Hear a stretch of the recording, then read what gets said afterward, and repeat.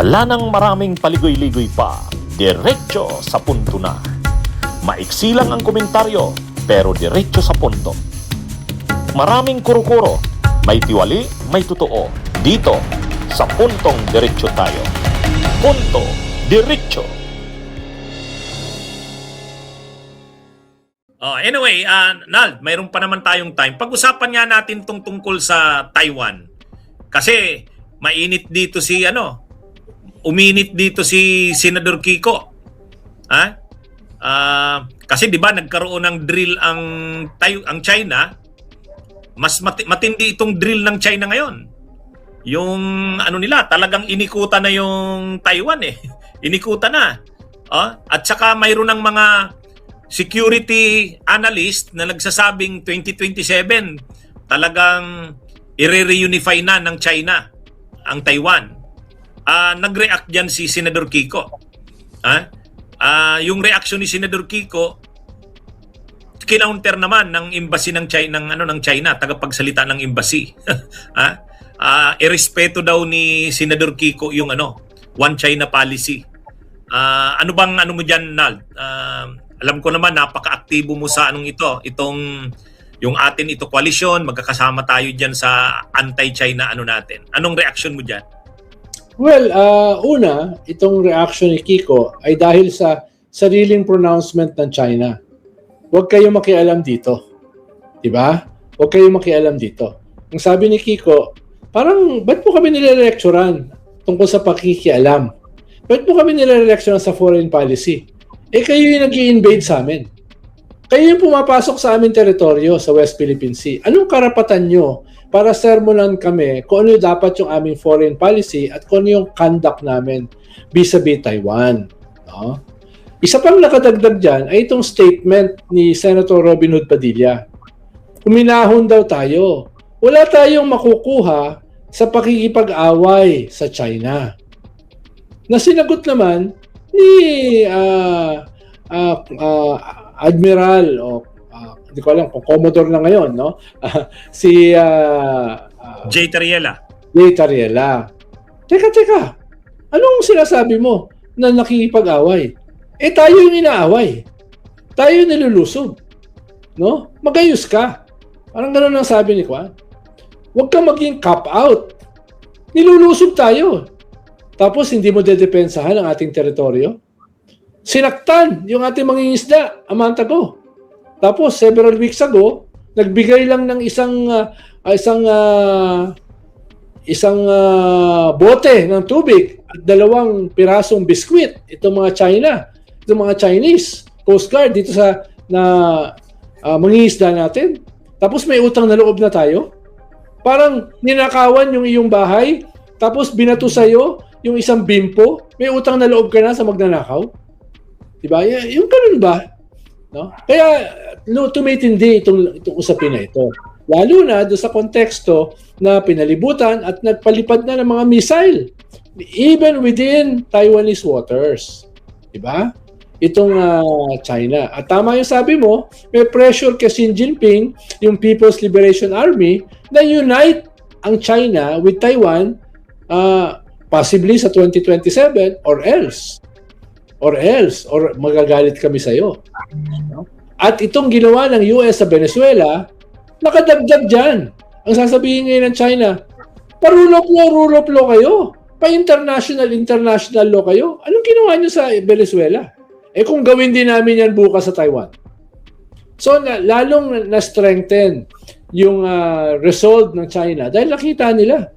No? Yung nagse-sermon sa kanila sa international law, lumalabag din sa international law.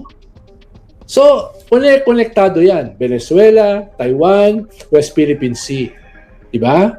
Dahil nga, usapin yan ng China invading our territory. Kaya, nagalit si Senator Kiko Pangilinan. Huwag niyo kaming lecturean sa foreign policy. No? Kayo yung nag-i-invade sa amin eh. Pero sa tingin mo ba, Nald, kailangan nang i-revisit ang One China policy o ano? Kasi ang sabi naman ni Senador Kiko, Wala naman sa aking issue yung One China policy. Naniniwala naman ako dyan na yan ang taang policy natin at hindi naman natin sinasabing i-revisit o baguhin na yan. Kaya lang, ang nakalagay sa One China policy, isang China lang ang kikilalanin natin. And that is the People's Republic of China. Pero, ang in-exchange dyan, irerespeto din ng China yung ating national sovereignty at territorial integrity na hindi nila ginagawa. Correct. Oo. At saka, yung usapin ng One China policy, ibang usapin yung invasion ng isang teritoryo. Diba? Yung forcible invasion na libo-libo yung mga matay.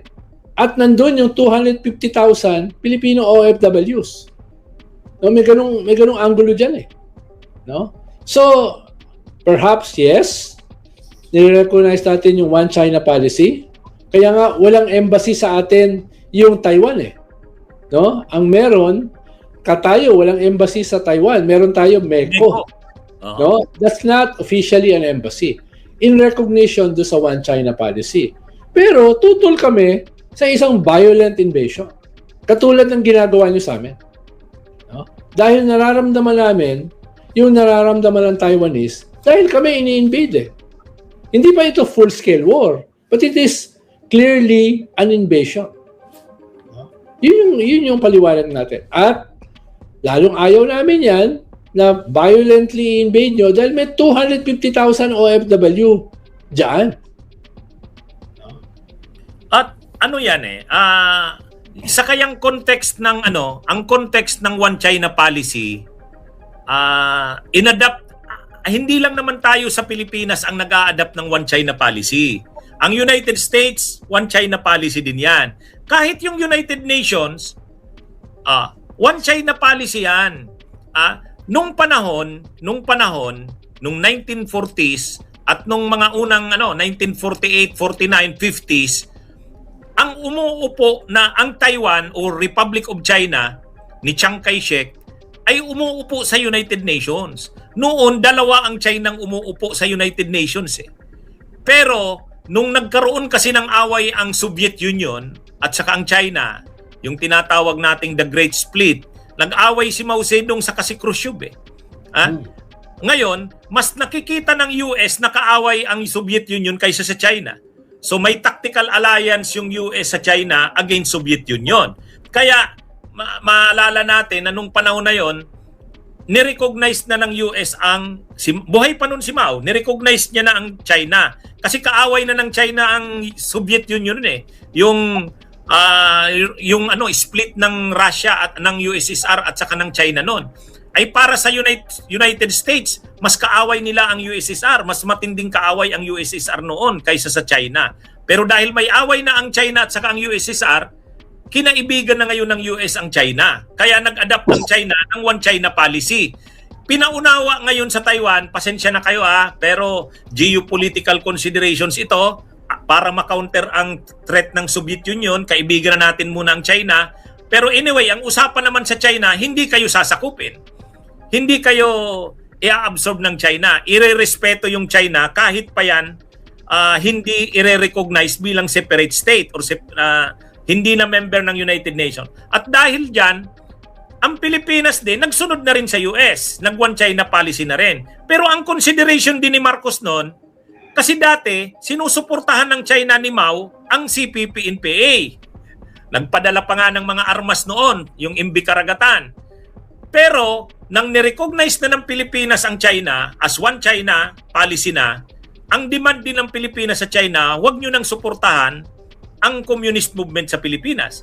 Naobliga rin siyempreng kilalanin niya ng China under kay Mao. Kaya, yung One China policy, maraming mga context na kailangang i-consider yan. Pero, ang malinaw naman dyan, iisa lang ang China ang kikilalanin ng US, ng Pilipinas, ng United Nations, pero hindi ibig sabihin, sasakupin ng China, ng People's Republic ang Taiwan. Parang status quo, special arrangement ang mangyari. Ngayon, pag ginawa ng China yan, mababiolate yung One China policy na kasunduan ng kaya lang, tama yung sinasabi mo, Nald, ang problema ngayon, nagiging agresibo ang China kasi gusto talaga ng China nakuha na nila ang Hong Kong. Pero yung pagkakuha naman kasi ng Hong Kong, hindi naman by force. Nag-expire na yung treaty. Kinuha ng British yan dahil natalo ang China dun sa Opium War. Pero 99 years lang yan na kukunin ng Great Britain. Noong 1997, natapos na yon.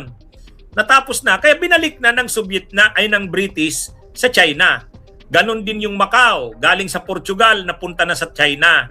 Itong Taiwan, gusto nilang madagdag sa kanila kasi lumalaking economy ang China. Malaking addition nga sa kanila pag nakuha nila ang Taiwan.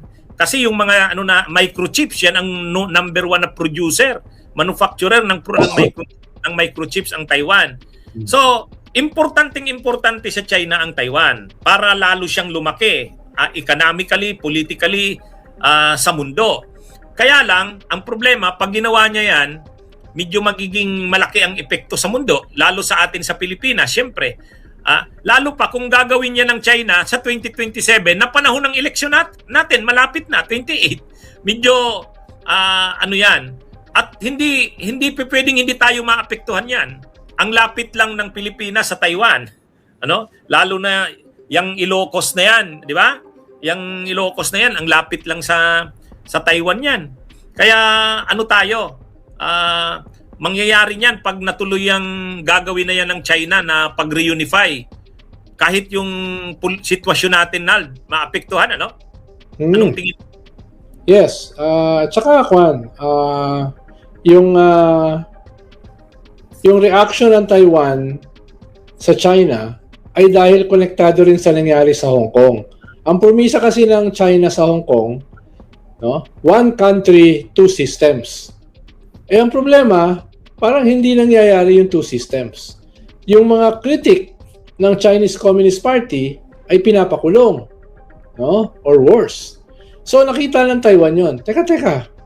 Di ba yan din ang sinasabi sa atin ng China? One country, two systems. Pero nung nangyari na, nung tinake over na, hindi naman pala nangyari. Ikalawa, ay nate-threaten ang ilang mga bansa malapit sa Taiwan. Halimbawa, ang Japan. Kaya for the first time, naglagay ng missile system ang Japan sa isang Japanese island na pinakamalapit sa Taiwan. Lalong nagalit yung China. Teka, handa kayong depensahan ng Taiwan? Well, in so many words, ang sabi ng Japan, yes. Mas ang concern ng Pilipinas yung ating OFW. Dahil 100 kilometers lang yata yung northernmost part ng Pilipinas at saka yung southernmost part ng Taiwan. Ang lapit. Dyan magkakaroon ng bakbakan. Bakit? Dahil yan yung entry point ng Pacific going into the South China Sea.